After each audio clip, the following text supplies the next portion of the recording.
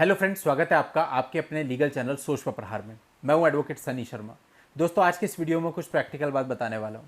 Matrimonial विवादों के जितने भी मामले आज के समय हमारे पास आते हैं, देखे जाते हैं, उनमें से अधिकतर मामलों में ये होता है जहां हस्बैंड वाइफ का डिस्प्यूट होता है, शादी को कुछ ही समय हुआ होता है और वाइफ एडल्ट्री में होती है। हस्बैंड को पता चल जाता है, उसके बाद दोनों में लड़ाई झगड़े शुरू हो जाते हैं और उसके बाद अगर वो मायके जाती है तो जा करके केस कर देती है।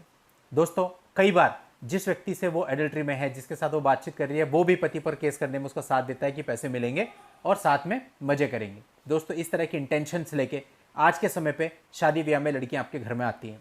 ऑब्वियसली सारी लड़कियां ऐसी नहीं होती है, बात केवल उन मामलों के लिए की जा रही है जहां पर ऐसा होता है, लेकिन अधिकतर मामलों में ये चीज़ आजकल देखी जाती है। अगर 100 केस मैट्रिमोनियल डिस्प्यूट के आ रहे हैं तो उसमें से 90 केस में एडल्ट्री का फैक्टर सामने आता है। इसलिए दोस्तों, इस पर बात किया जाना बहुत ही ज़रूरी है।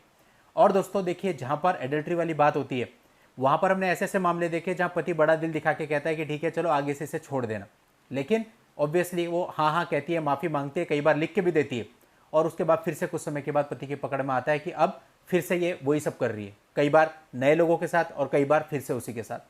तो दोस्तों, मेरा यहाँ पे जो अपना फेयर ओपिनियन है वो ये है कि यदि आपको पता चलता है कि आपकी पत्नी एडल्ट्री में है, शादी के 1 महीने बाद 10 दिन के बाद, पहले तो झटका ही बहुत तगड़ा लगता है, आदमी विश्वास ही नहीं कर पाता। और अगर पता चल गया तो सीधा सीधा उस पत्नी को लो और उसके मायके छोड़ करके आ जाओ। उसको केस करने जो करने करने दो, क्योंकि वैसे भी कल को उसने जाकर के केस तो करना ही है।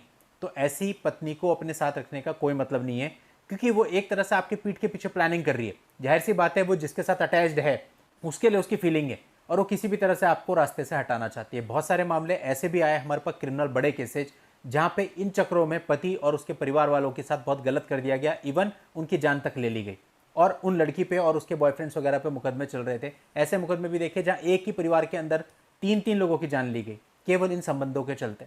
ऐसी क्या आशिकी है, समझ में नहीं आता। लेकिन दोस्तों, आपको इससे अवेयर हो जाना चाहिए। अगर आपके घर में ऐसा चल रहा है, आपने जिससे शादी करी है वो किसी और के साथ रात के 2 बजे बात करती हुई पकड़ी जाती है, या उसके कोई फोटो और वीडियो आपके हाथ में लगते हैं जो कि आपत्तिजनक है, तो ऐसे में आपको रिस्क लेने की जरूरत नहीं है और ना ही ऐसा व्यक्ति संबंध चलाने के लायक है। उसको तुरंत हाथ पकड़ के घर के बाहर कर दो कि जा अपने पेरेंटल होम में या इज्जत के साथ पेरेंटल होम में छोड़ आओ कि मुझे साथ में नहीं चलाना, और सीधा सीधा सबसे पहले डाइवोर्स फाइल कर दो। देखो, बहुत सारे वीडियो मैंने ऐसे बनाए कि जहां आपको खुद से डाइवोर्स फाइल नहीं करना चाहिए, but exceptions are always there. कुछ मामले ऐसे होते हैं जहां पर बहुत जरूरी हो जाता है। फॉर एग्जाम्पल, आपके मन में आता है कि सर वो तो मान ही नहीं रही, वो तो फिर से घर में घुसने की कोशिश कर रही है, वैसे में क्या करोगे?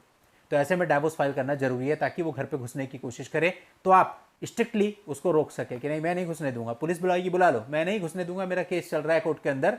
अब जो डिसाइड करेगी कोर्ट डिसाइड करेगी। कोर्ट बोलेगी रखो तो मैं रखूंगा, कोर्ट बोलेगी नहीं रखो तो मैं नहीं रखूंगा। पुलिस भी आपका कुछ नहीं कर सकती, बस आपको दबंग बनना होगा उस समय पे कि मैं नहीं रखूंगा, एडमेंट रहना है। आपके पेरेंट्स को एडमेंट रहना है कि हम नहीं रखने वाले। हमारा केस जब कोर्ट में चल रहा है तो हम कोर्ट में इसको देखेंगे, और कोई पुलिस वाला ज़्यादा दबाव डालता है तो आप बोलना ठीक है सर, इतनी तारीख को डेट है, वहाँ पर हम एप्लीकेशन दे देंगे, फला फला थाने से फला दरोगा जी आए थे और वो उनको बताया गया कि मामला कोर्ट में पेंडिंग है, उसके बाद भी वो जिद कर रहे थे। वो ऑटोमेटिक अपने आप ही पीछे हो जाएगा जब उसके बाद पता चलेगी। कोई भी व्यक्ति तभी तक आप पे चौड़ में आता है जब तक उसको लगता है कि आपको कानून नहीं पता, आप उससे दब रहे हो। जब उसने देख लिया ना सामने से, उसके बाद वो पंगा नहीं लेता।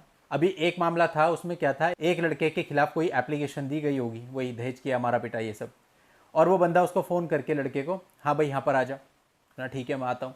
फिर उसको डराने धमकाने लगा, दबाने लगा कि भाई ऐसा ऐसा ऐसा ऐसा ऐसा ऐसा हो जाएगा, ऐसा हो जाएगा, ऐसा हो जाएगा। तो कहने का मतलब बहुत परेशान कर रहा था उसको। फिर एक दिन मेरे सामने ही उसको बंदे को फ़ोन आ गया और वो फिर से उसने वही चालू कर दिया कि तुझे कब से कह रहा हूँ, आता क्यों नहीं भाई। मैंने कहा तो फ़ोन मुझे दे। फ़ोन आया मेरे पास, मैंने कहा हाँ जी बताइए कौन बोल रहे हैं साहब, कि मैं यहाँ पे वुमेन सेल से बोल रहा हूँ और इनकी कंप्लेंट है और इनको बुला रहे हैं। मैंने कहा आपने नोटिस भेजा? आपने नोटिस नहीं भेजा ना, आप फ़ोन कर रहे ये नहीं आएगा, और ऐसे बार बार फ़ोन करके परेशान मत करना। अगली बार फ़ोन आ गया तो सारे हायर ऑफिशियल में तुम्हारी एप्लीकेशन जाएगी तुम्हारे मोबाइल नंबर के साथ। दोबारा दोस्तों उसका कॉल नहीं आया। ये फ़ोन से सूचित करने का कोई तरीका थोड़ी है। तरीका तो यही है कि तुम प्रॉपर एक नोटिस सर्व करोगे। हमें क्या पता फ़ोन कहाँ से आ रहा, पता नहीं कितने फर्जी लोग बैठे हैं, हम कैसे मान लें कि तुम उसी थाने से बोल रहे हो? तुमने कोई अपनी आइडेंटिटी दी क्या हमें? तो क्यों आए हम? नहीं आते। नोटिस सर्व करेगा, नहीं करता तो क्या कर लेगा? काउंसलिंग खत्म करेगा, एफआईआर करेगा, एफआईआर डील करेंगे। डरना किस बात को है? जहां आपने डरना शुरू कर दिया वहां इन्होंने डराना शुरू कर दिया। तो दोस्तों, ऐसे गलत लोग जो कि कानूनी प्रक्रिया को फॉलो नहीं करते और डायरेक्टली आपके ऊपर दबाव डालने की कोशिश करते हैं, इनसे डरना भी बिल्कुल नहीं है। और मेन जो वीडियो का फोकस था आज का वो ये था कि भैया अगर आपकी पत्नी किन्हीं अवैध संबंधों में है तो ऐसे में आपको आपकी जान का भी खतरा हो सकता है। अनेकों मामले ऐसे रहे हैं चाहे इस तरह के अपराध हुए हैं। तो ज़्यादा बेहतर होता है कि इस तरह के मामलों में उसको बोलो ठीक है भाई, तू अपनी लाइफ में खुश रहे जिसके साथ तेरी खुशी है, और मेरे को छोड़।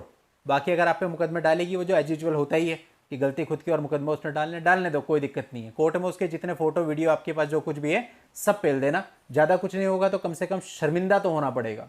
केस तो हमें वैसे भी लड़ना है, वो तुम लड़ेंगे ही। तो दोस्तों ये चीज़ आपको ध्यान रखनी है।